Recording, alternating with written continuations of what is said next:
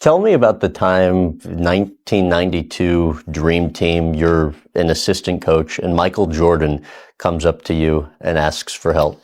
Well, it's really one of the great moments for me. I was an assistant coach for Chuck Daly on the Dream Team, and we just won 2 national championships. You think you're pretty darn good, and all of a sudden you're with David Robinson and Magic and Larry and Drexler and Barkley and Mullen and Ewing and Stockton and Malone and Pippen, and then there's Jordan. And it was after our first practice. I felt good because they didn't make a mistake their first practice. And I'm just sitting there, and he came over and he says, "Coach, would you please, I'd like to work on some of my offensive stuff. Would you please work with me?" Yeah, I thought he was coming over to give me a hard time because he's from North Carolina, I'm from Duke, and I actually think it was his way of making me feel comfortable. But he said, "Coach," and he said, "Please," and when it was over, he said, "Thanks." And he could have said, "Hey, get over here, idiot, and work with me," and I would have done that. I would have done it. Just like a lot of people in workplaces will do their job. But then I would have felt as inconsequential and no ego and whatever, because it was stripped from me by the main guy. Instead, he gave me a chance to have an ego, and then he called me with respect, "Coach," just by knowing a person's name. He said, "Please and thank you." In other words, there was no organizational chart where he was the top guy and I'm here on the bottom. It was like this. On his team, everybody was important. And he never said this, but my family is he wanted to make sure we don't do any of that Duke Carolina stuff. We're here with the U.S. team, and we're both going to do this well. It was a tremendous, tremendous thing. And I'm not sure he knew everything that he was doing. He just did it naturally.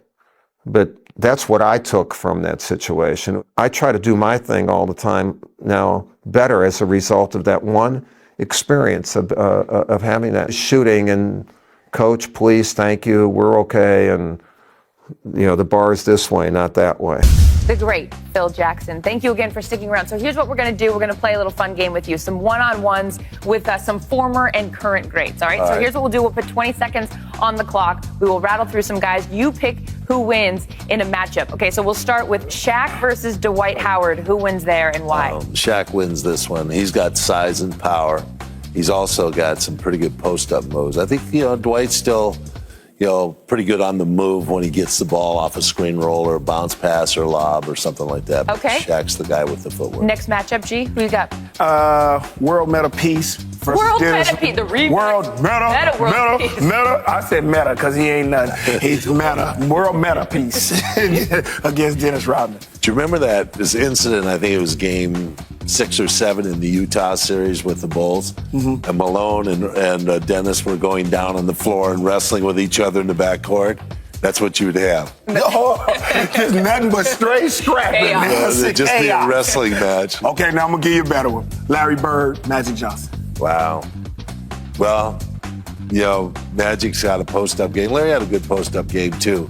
But Larry was an outside step-back shooter. He had a great shot, and I think I'd probably go with Larry. He's probably the better one. Is that what you wanted to hear? What did I say? I knew Larry. I don't know. Okay, next one, Kevin Durant and LeBron James. LeBron's the powerhouse. He's the guy that's got all that power. He gets that left arm on you out there. You ever seen a player like him? No, he's Now he's a linebacker playing this position out there on the ball. And, Kevin can stand out there and shoot like crazy, but LeBron's the guy that can go with power. And LeBron could just back his booty into Kevin and he'll go flying. Probably so. So, here you go. This is the 2 ones. I know what you're going to say. Kobe, Michael. Well, this is an interesting situation because about 2000, I had the team. I was still probably 99 when I'm coaching the Lakers. Michael's out. He's been retired for a year. And he comes to a ball game, and I said, let's meet in, chairman's room after the game. I want you to talk to Kobe a little bit. He tends to take over a game, at a certain time in the game. And I think that, if you convince him to just wait, just be patient, allow the game to kind of come to him when it's necessary for him to do some things, because the team kind of loses their offensive direction. So I get in this room, and he sits down and he goes, first thing Kobe says is, I could kick your ass one-on-one.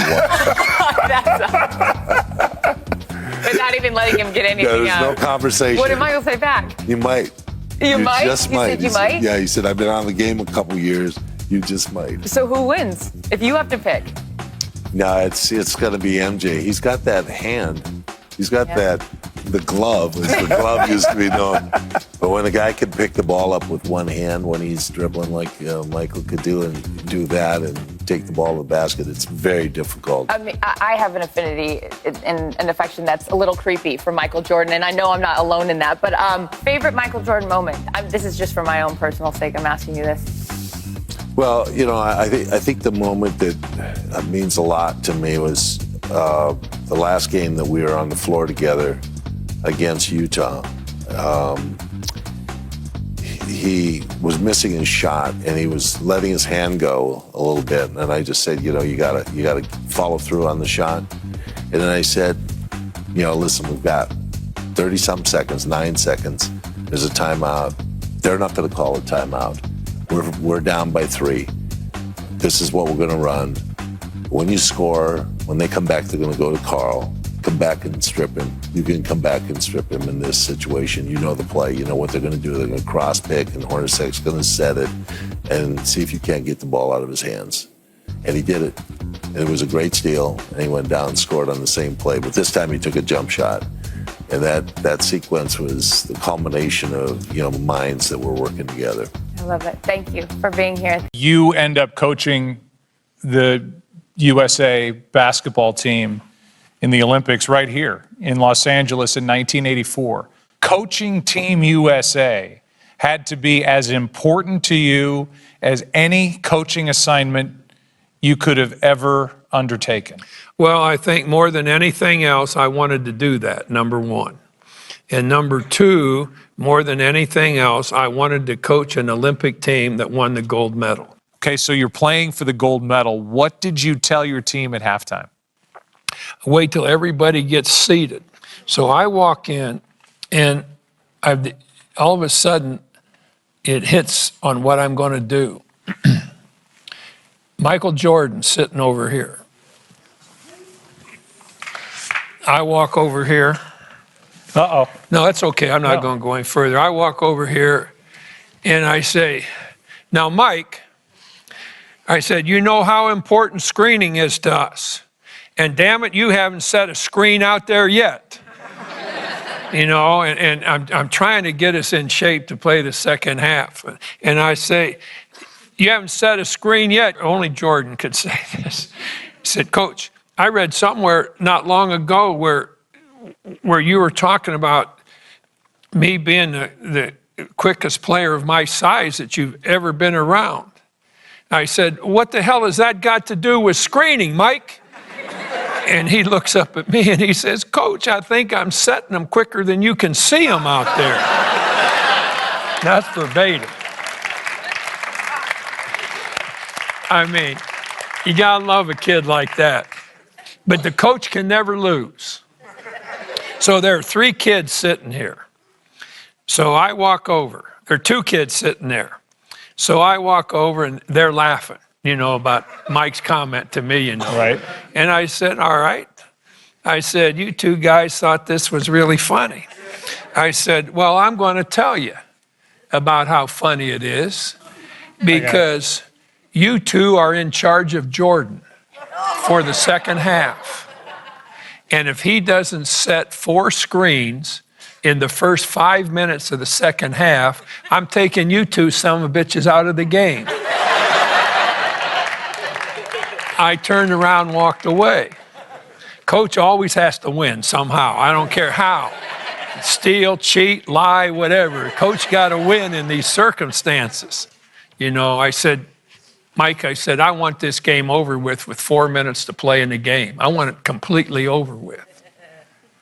So Mike on his own, with about, I think it was 7 minutes to go in the game, calls timeout. So I'm wondering, what the hell is this all about? Michael calling timeout. So we get in a huddle and Mike comes in puts his arm around my shoulders. Remember, I told him I wanted this over with 4 minutes to go. Mike puts his arm around my shoulders. He says, "Coach, take a look at the time clock. We're 7 minutes ahead of schedule out here." Is that That's unbelievable? Let's take a look at the end of the gold medal game. Now, of course, Coach Knight taking 12 players from 10 different systems into the corner, Perkins. How about that one? And the final score, the United States 96 and Spain 65.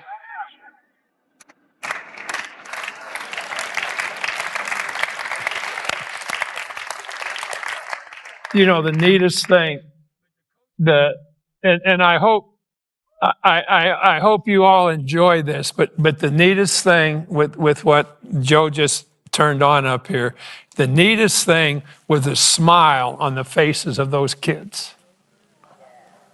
That was really something.